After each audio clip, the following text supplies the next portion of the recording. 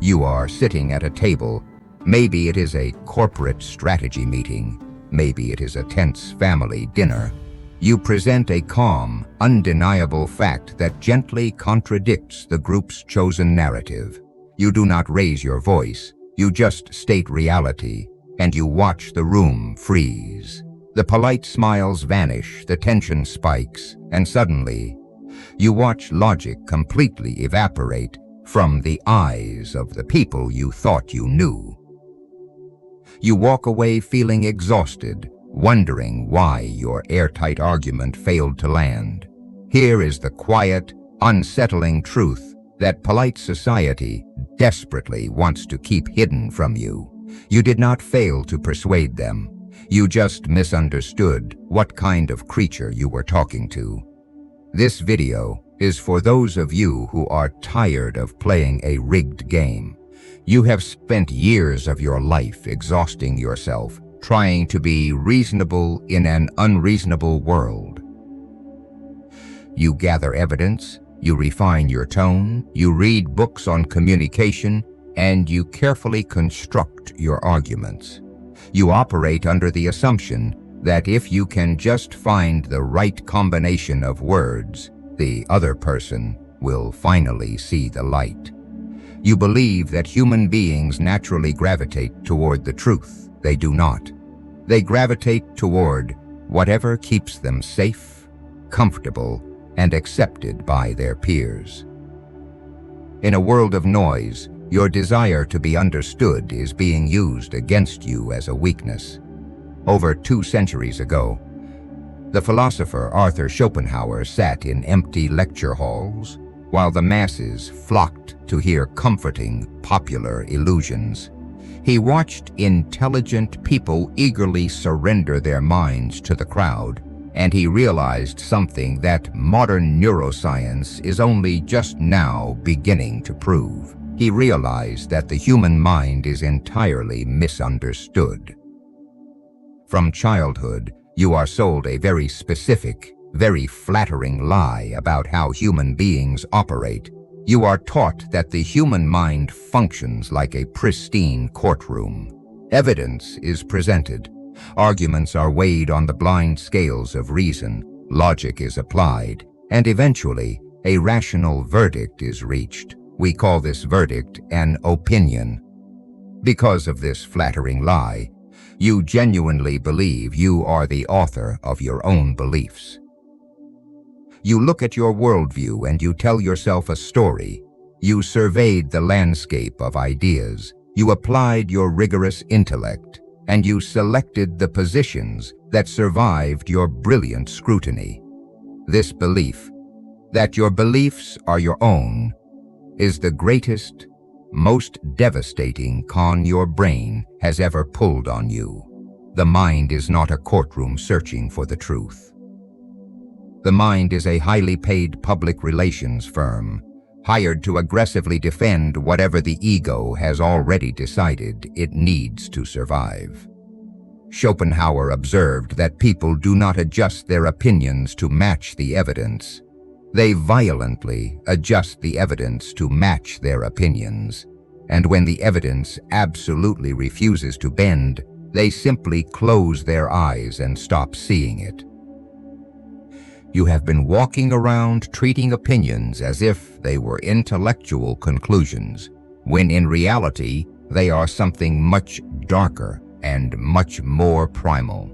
Think back to that boardroom or that dinner table. When you introduced that gentle, contradictory fact, you assumed you were handing them a missing piece to a puzzle. You assumed they wanted a complete picture.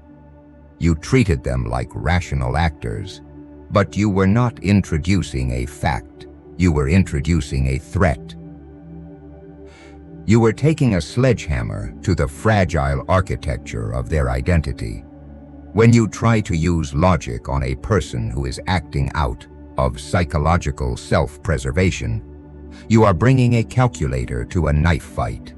This is the moment you must look reality in the eye. Stop wondering why the people around you are so stubbornly blind to the truth. They are not blind. They are highly motivated not to see.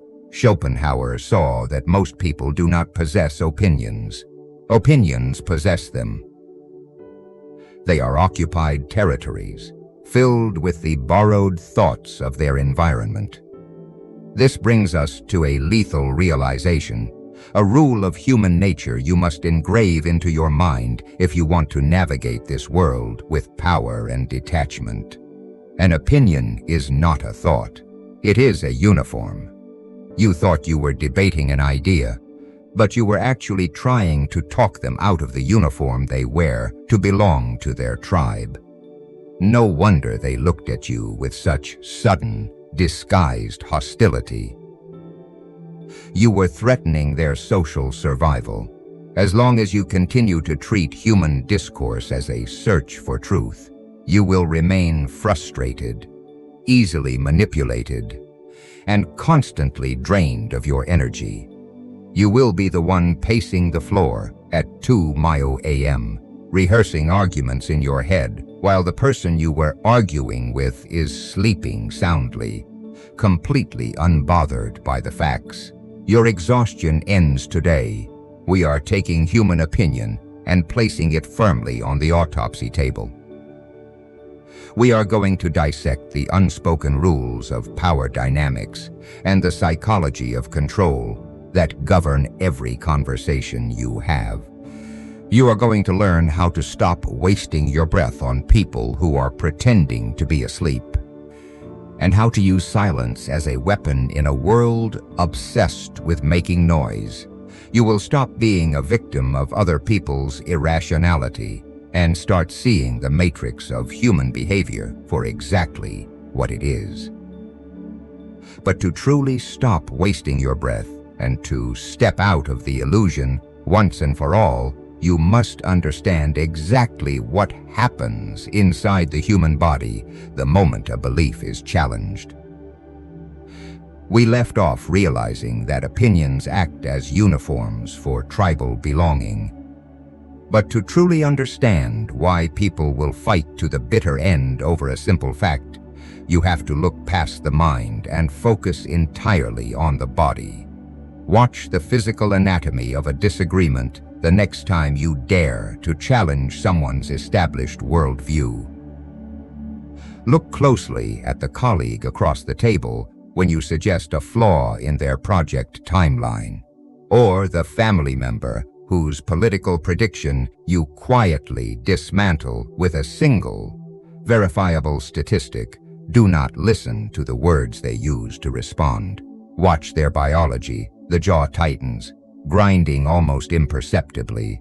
The pace of breathing shifts, becoming shallow and rapid in the upper chest. The pitch of the voice elevates just a fraction of an octave, taking on a thin, metallic edge. The eyes lock and the muscles in the neck become rigid. This is not the portrait of a rational creature engaged in a cerebral search for the truth. This is the portrait of an animal preparing to fight for its physical survival. You must ask yourself why a disagreement about tax policy, a corporate strategy, or a social issue triggers the exact same physiological response as a physical predator entering the room. The answer is the key to unlocking human behavior. Schopenhauer understood this intuitively, recognizing that for the vast majority of mankind, a thought is not a detached tool they pick up and examine. It is an extension of their very flesh. To attack their opinion with a contrary fact is not perceived as an intellectual exercise. It is registered by their nervous system as a physical assault. When you attempt to reason with them, they do not hear a counter-argument.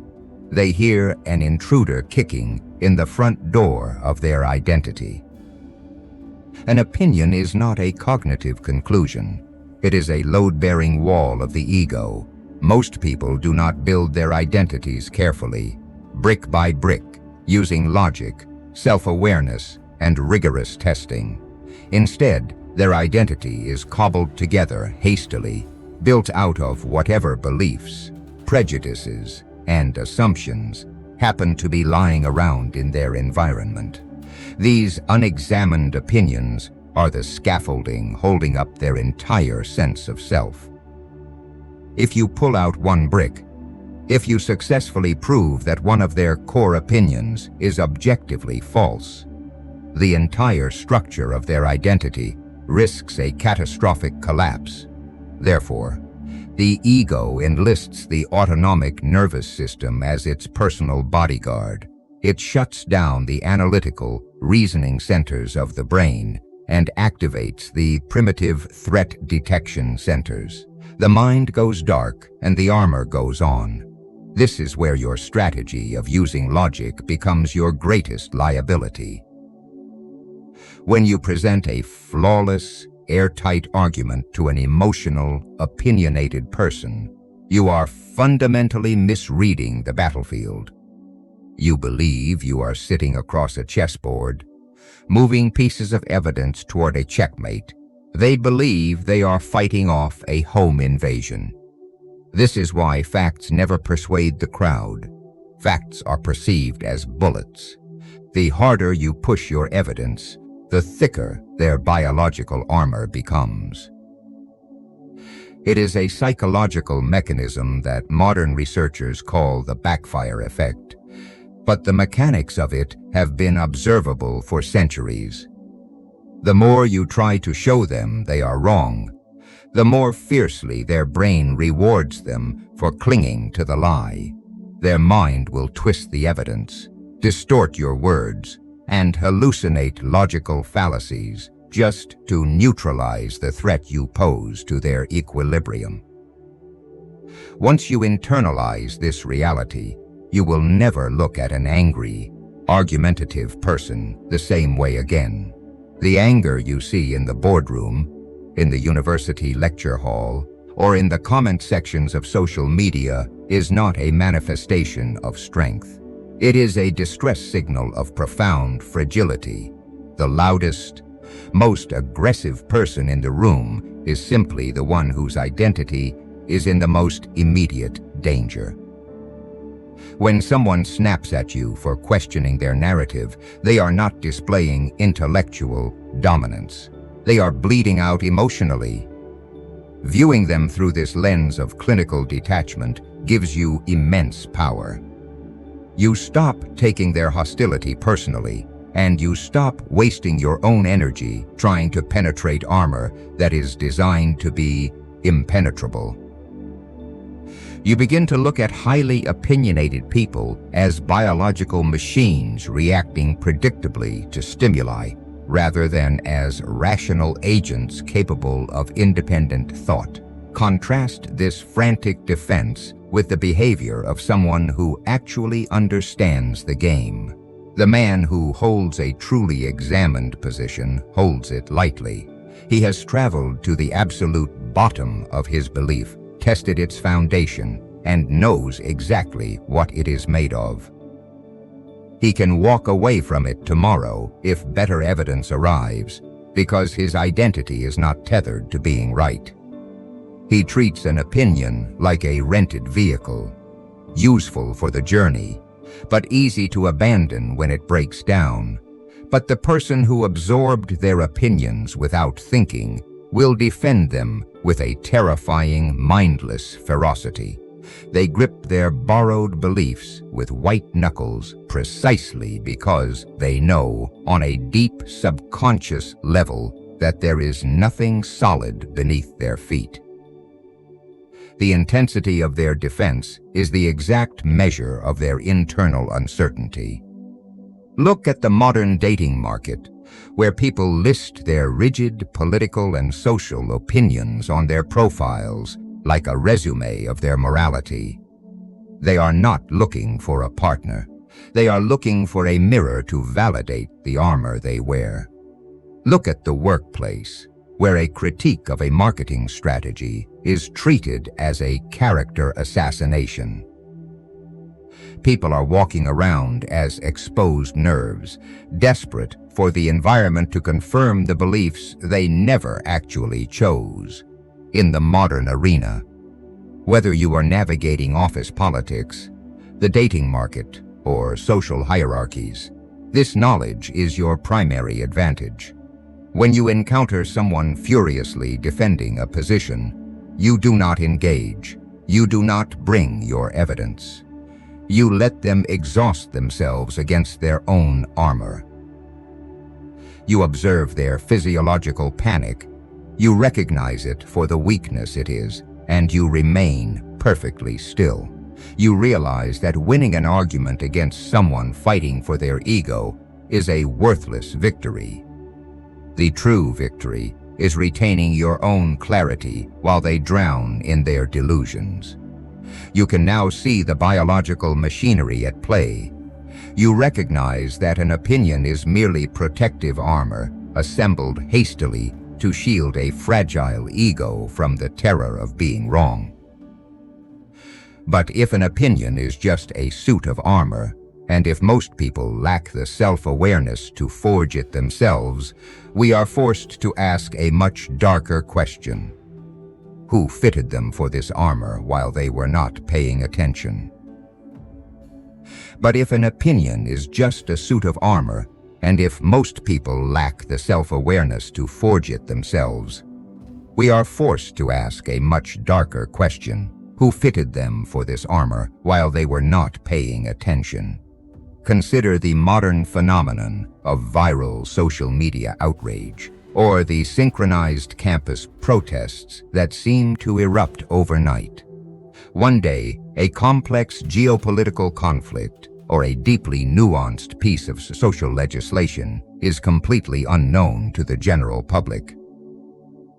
48 hours later, millions of people suddenly possess a burning, non-negotiable, intensely aggressive stance on it. They march in the streets, they post identical slogans online, and they scream at strangers who fail to mirror their exact level of fury. To the untrained eye, this looks like a mass awakening. It looks like millions of individuals spontaneously discovering their moral compass. It is not. It is a synchronized software update. When you look at these massive crowds, or even when you observe the subtle groupthink within your own office or friend circle, you operate under the polite assumption that you are looking at individuals. You assume these are singular minds who have miraculously weighed the evidence and arrived at the exact same logical conclusion. But reason, by its very nature, is solitary, slow, and highly variable. If human opinions were truly the product of independent, rational deduction, the distribution of those opinions across society would be incredibly scattered. Two intelligent people living in the same neighborhood, working the same job, should routinely arrive at completely different worldviews. Because they possess different brains, different capacities for logic, and different private experiences. But they do not. The variance is an illusion. You can predict with a terrifying and almost mathematical accuracy exactly what a person believes about the most contested moral, political, and social issues of our time by knowing just 3 pieces of data: their zip code, their tax bracket, and the media diet of their immediate peer group. Tell me where they went to university and what their parents do for a living, and I will tell you their stance on the economy, on foreign policy, and on modern relationships. If your beliefs were genuinely your own, if they were the hard-won spoils of your own intellectual labor, this kind of demographic prediction would be completely impossible. The fact that human opinion sorts itself into clean, highly predictable, completely uniform clusters is the smoking gun that Schopenhauer pointed at 2 centuries ago. Opinion is not something the individual produces. It is something the demographic distributes. And this is where the blade turns violently toward you. It is easy to sit there, listening to this, nodding along, in quiet agreement, thinking about how foolish and easily manipulated the masses are. But think of the position you hold most strongly right now. Think of the core belief you would gladly lose a friendship over, the conviction that shapes how you vote, who you respect, and how you judge the morality of your neighbors. Now, scan your memory and try to locate the exact moment you decided it. Was there a specific Tuesday evening where you sat in total isolation, suspended your biases, weighed the empirical evidence of both sides with flawless neutrality, and made a conscious, difficult choice to adopt that belief? Or did you simply always seem to think this way? Were you, conveniently, surrounded your entire life by people who also always seemed to think this way? If you cannot locate the excruciating, deliberate moment of choice, there was no choice. There was only inheritance. This is the cold, unspoken reality of the social hierarchy. Your most fiercely guarded opinions were already waiting for you the moment you stepped into a specific university, a specific corporate culture, or a specific algorithmic feed. You walked into a fully furnished mental apartment, looked around, and assumed you had built the furniture yourself. You did not. You are wearing the clothes handed to you by your environment so that you will not be ostracized by the tribe. We return to the absolute law of human nature you must never forget. An opinion is not a thought. It is a uniform. And a uniform's only purpose is to signal to the rest of the army which side of the battlefield you belong on. The psychological pressure to put on the uniform is overwhelming. Decades of behavioral observation confirm what Machiavellian strategists have always known. Human beings are biologically terrified of intellectual isolation. Put a person in a room where everyone else confidently states that an obvious lie is the truth, and a staggering majority of people will deny the evidence of their own eyes just to stay aligned with the herd. They will literally hallucinate a new reality rather than endure the social friction of standing alone. Now, if people will abandon their own eyesight to fit in regarding a simple, observable fact, what do you think they do with complex concepts like justice, status, or morality, where there is no objective tape measure to prove them wrong? They adopt the local consensus completely. They open their mouths, and the spirit of their demographic falls out. It is not just the ideas themselves that are inherited, it is the emotional temperature attached to them. When you see someone furious on behalf of their political faction or social class, they genuinely believe they are feeling righteous, independent indignation. They are not. They are merely channeling the exact emotional frequency required by their group to maintain good standing. They are acting as biological repeaters for the prevailing narrative of their zip code. The anger is real, but the origin of the anger is manufactured. They are defending a territory they did not conquer, using weapons they did not forge, fighting a war they do not actually understand. The moment you truly accept this, the moment you realize that the people arguing with you are not articulating original thoughts, but merely playing back a recorded message from their demographic, the frustration leaves you entirely. You stop being offended by their ignorance. You stop taking their personal attacks to heart. You realize that you have been exhausting yourself trying to debate a shadow. They are not the author of the script they are reading. They are just the actor, utterly terrified of forgetting their lines. You become untouchable, completely immune to the emotional blackmail of the crowd, because you see the invisible strings attached to everyone's limbs. Once you realize you are dealing with a demographic echo rather than an individual mind, your entire strategy for conflict must permanently change. Once you realize you are dealing with a demographic echo rather than an individual mind, your entire strategy for conflict must permanently change. But what exactly is happening when two of these demographic echoes collide in public? Picture the classic modern debate. It might be a university lecture hall, a deeply polarized thread on social media, or a tense family group chat that has suddenly descended into chaos. The initial premise is laid out calmly, the facts are presented. But the exact second one person begins to lose ground.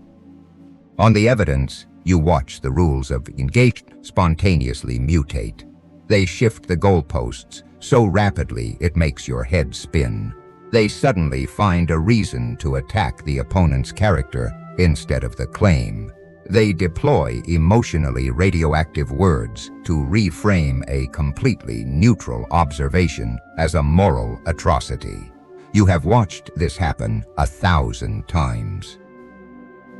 You have likely been the victim of it, sitting there in stunned silence, wondering how a simple conversation about data devolved into an assassination of your character.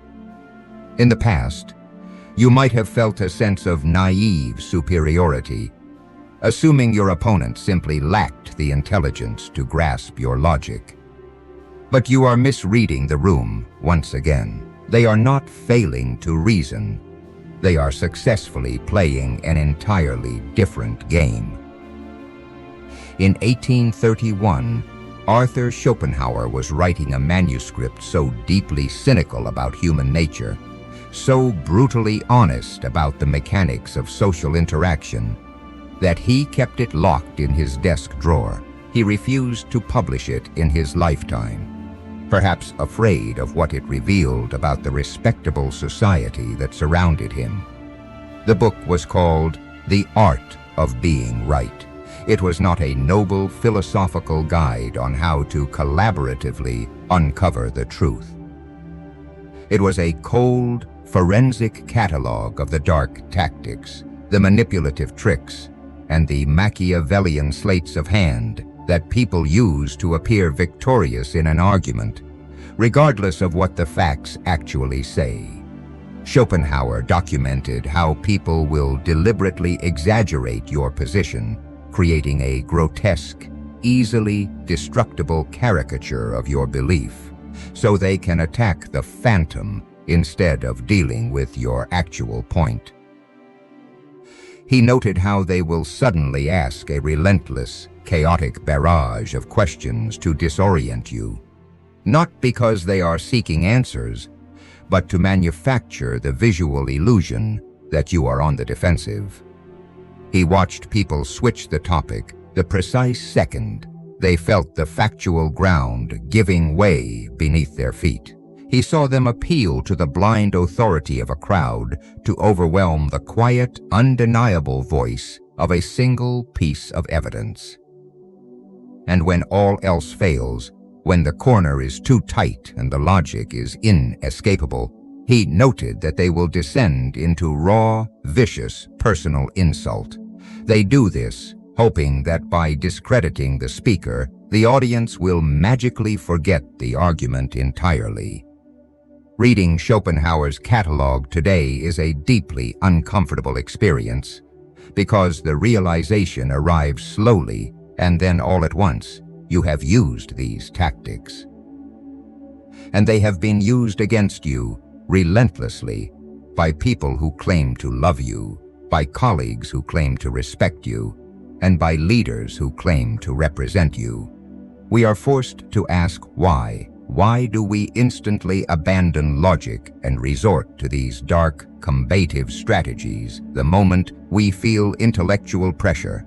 Because a public argument is almost never a collaborative search for the truth. It is a gladiator pit. It is a dominance display, a primal ritual designed solely to secure rank within a social hierarchy. The person arguing with you does not care about expanding their understanding. They care about maintaining their status, the audience, whether it is a literal crowd of peers in a boardroom or the invisible, internalized audience of the tribe. The ego imagines watching is not there to learn. They are there to crown a winner. The ego does not recognize truth. It only recognizes victory and defeat. If the human ego must burn the truth to the ground to secure a social victory, it will gladly light the match and smile at the flames. This is the reality of human discourse. Because remember the rule, an opinion is not a thought. It is a uniform, and a public debate is merely a fashion show for those uniforms. The combatants are not trying to figure out how the universe works. They are trying to prove who wears the colors of the tribe with the most fierce, uncompromising loyalty. They are fighting for their social survival, using Schopenhauer's dark playbook to ensure they do not look weak in front of the herd. When you finally internalize this, the entire landscape of human interaction shifts around you. You stop getting pulled into the mud. The next time you see someone deploy a straw man argument against you, or resort to a pathetic ad hominem attack, you do not feel anger. You do not feel the urge to correct them. You feel a cold, clinical sense of empowerment. You have developed X-ray vision. You can see the absolute panic shivering beneath their aggressive posture. You realize they are deploying these manipulative tactics, not because they are strong, but because they are entirely out of intellectual ammunition. Their use of manipulation is their white flag of surrender. You watch them perform their theatrical outrage. You mentally identify the exact Schopenhauer stratagem they are desperately deploying. And you simply refuse to give them the friction they need to complete the illusion. You do not defend yourself. You do not counterattack. You let their words hang in the dead air, exposing their panic to the room. In a world where everyone is violently fighting for the illusion of being right, your silent, unbothered detachment makes you the most dangerous person in the room. You have stopped playing their game, which means you can no longer be defeated by their rules. You now know the game is a theatrical performance, but the ultimate trap is the one you are setting for yourself right now by merely watching and agreeing. You now know the game is a theatrical performance, but the ultimate trap is the one you are setting for yourself right now by merely watching and agreeing. You are sitting there, dissecting the herd, but the herd's greatest weapon against you is not their outrage. It is their constant, suffocating noise that prevents you from ever forming a thought of your own. Let us run a diagnostic on your own mind. Imagine sitting in a perfectly quiet room. No phone in your hand.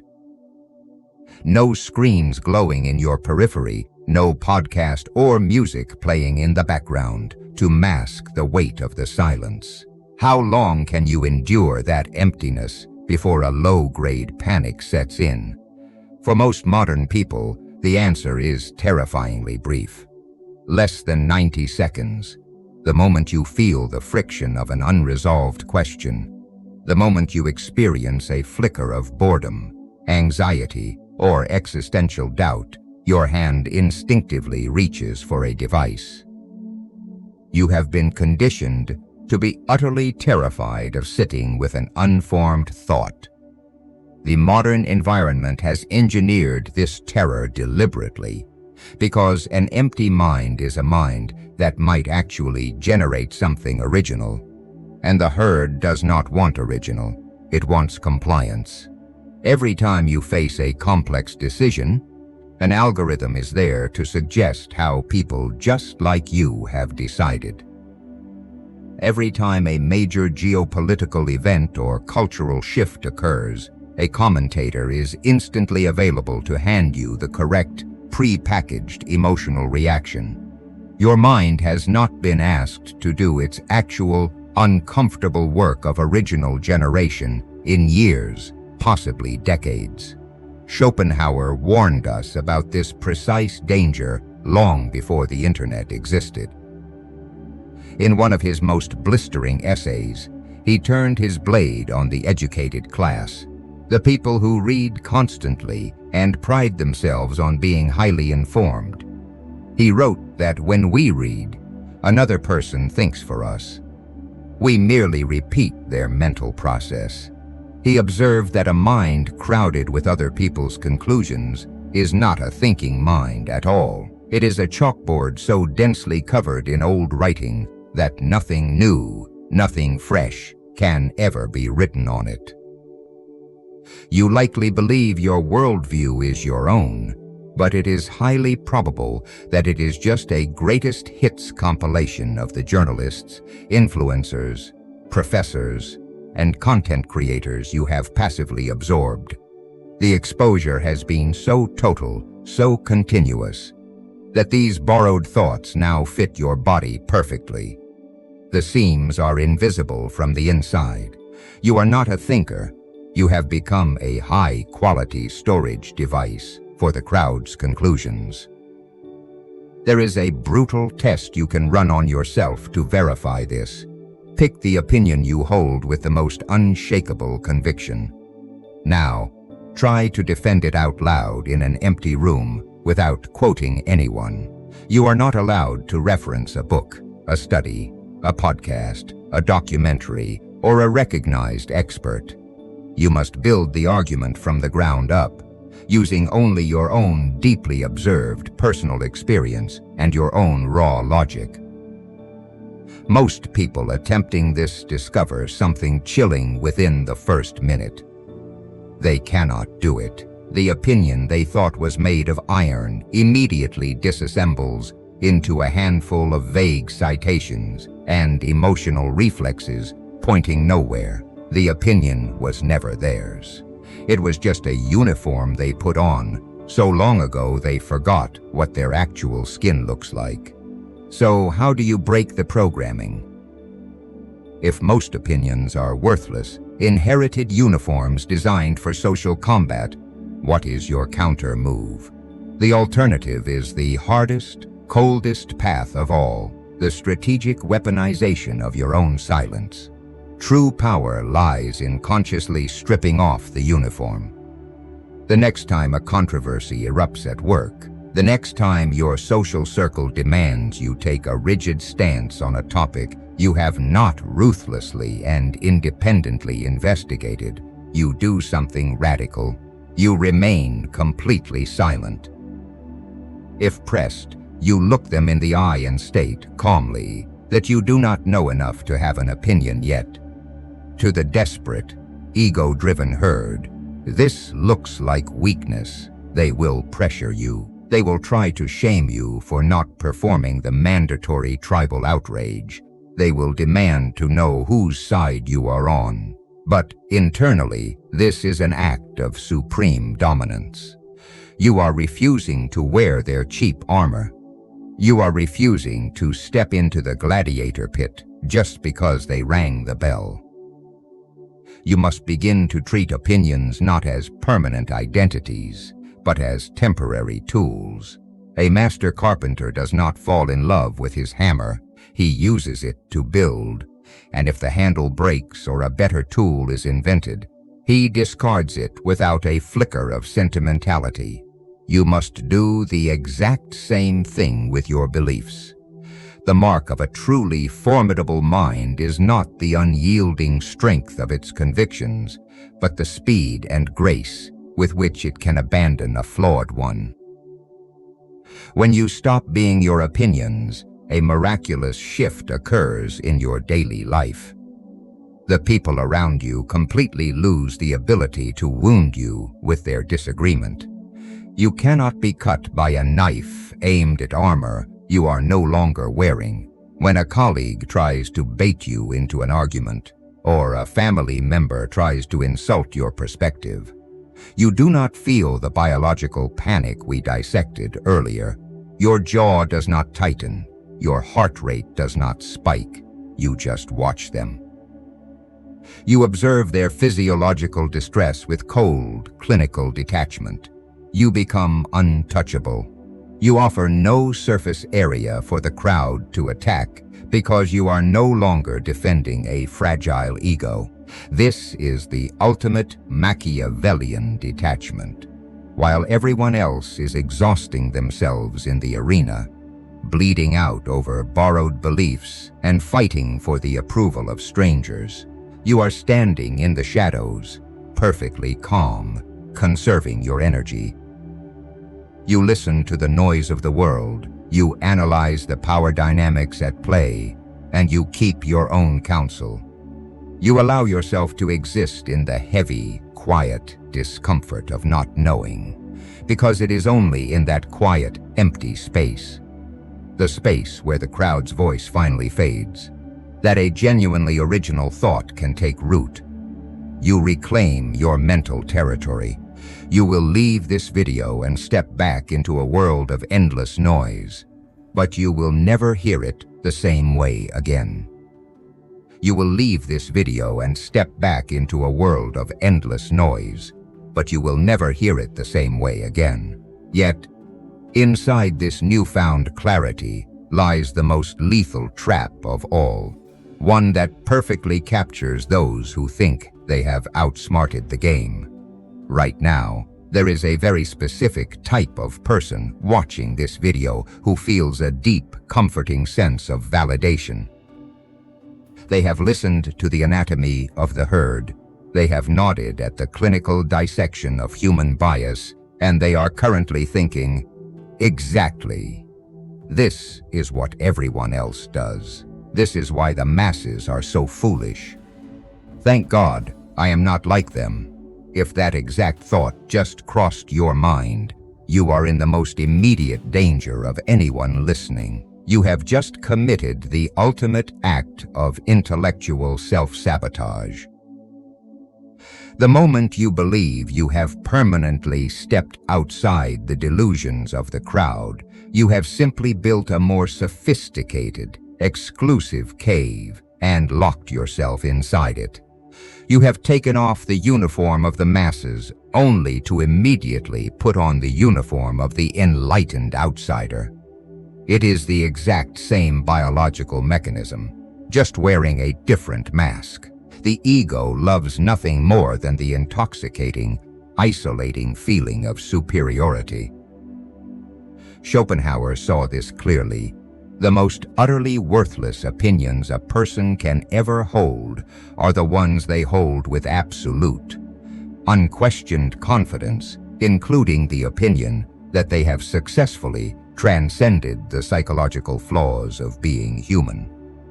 To understand the terrifying gravity of this, look at the tragedy of the physician Ignaz Semmelweis in the 1840s.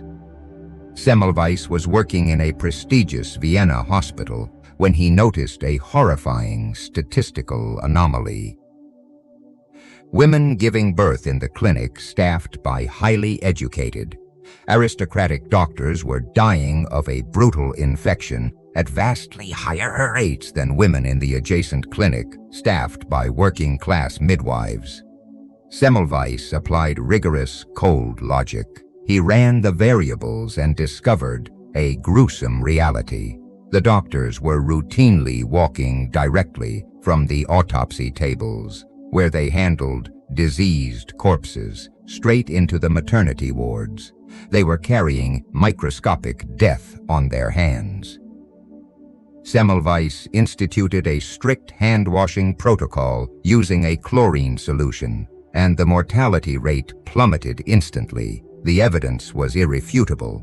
The science was mathematically perfect. So, how did the highly educated, brilliantly rational medical establishment of Europe respond to this flawless logic? They utterly destroyed him. They mocked his data, ostracized him from the medical profession, and eventually drove him into an insane asylum where he was beaten by guards and died.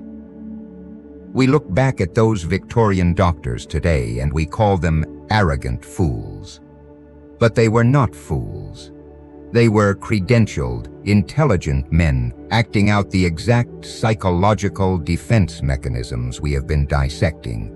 To accept Semmelweis's data meant they had to accept a devastating truth: that they, the proud, elite healers of society, were the literal murderers of thousands of women. Their rejection of the hand-washing protocol was not a scientific dispute. It was a desperate biological defense of their identity. They chose to let their patients die rather than let their egos die. Now, take the scalpel and turn it directly toward your own chest. Do not apply the Semmelweis story to your political enemies or your difficult co-workers. Apply it to yourself. Somewhere within the architecture of your current worldview, there is a position you hold that is objectively, demonstrably wrong.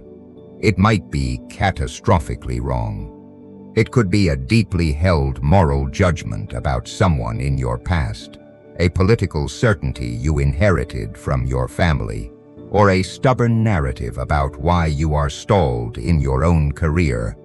You cannot see the error. The evidence that you are wrong is sitting right in front of you, but you actively refuse to look at it because the psychological cost of admitting you are wrong would shatter your current identity. You cannot identify which belief is the lie, that is the true horror of the human condition. From the inside, your false opinions feel exactly as solid, exactly as righteous, and exactly as logical as your true ones. Your brain does not put a neon warning label on your inherited biases. It floods your nervous system with dopamine and defensive anger to ensure you never dare to investigate them. This is why true intellectual power does not look like arrogant certainty. The person who constantly projects total, unyielding confidence in every room they enter is simply a person terrified of the dark. True power looks like profound, heavy humility. It feels deeply uncomfortable. It is the quiet willingness to sit in the tension of knowing that your own mind is an unreliable narrator. The mark of a formidable strategist is not the strength of his convictions. It is the breathtaking speed with which he can release a flawed one. You must permanently sever the emotional cord between your ego and your ideas. We return to the velvet line that anchors everything we have discussed. An opinion is not a thought. It is a uniform, and you must refuse to wear the uniform. You must begin to carry your opinions the way a master tradesman carries his tools. If a tool helps you navigate reality, you use it. If a tool breaks under the weight of new evidence, or if a sharper one is handed to you, you drop the old one instantly without a single ounce of grief. You do not cry over a broken hammer because you know you are not the hammer. When you finally detach your self-worth from your opinions, the world stops being an emotional battlefield and becomes a chessboard. You stop performing for the crowd. You stop bleeding out in pointless arguments over inherited ideas. You reclaim the absolute sovereignty of your own mind. It is a quiet, sometimes lonely place to exist, but it is the only place where true power resides. If you want to continue sharpening this blade, the real work happens outside the algorithm. Everything that is too sharp, too direct, or too Machiavellian for this platform lives on the Velvet Dagger Patreon. The unedited breakdowns, the private strategic frameworks, and the raw dissections of power dynamics are waiting for you. The link is in the description. The crowd is going to spend tomorrow aggressively defending their borrowed illusions. Let them. You have better things to do.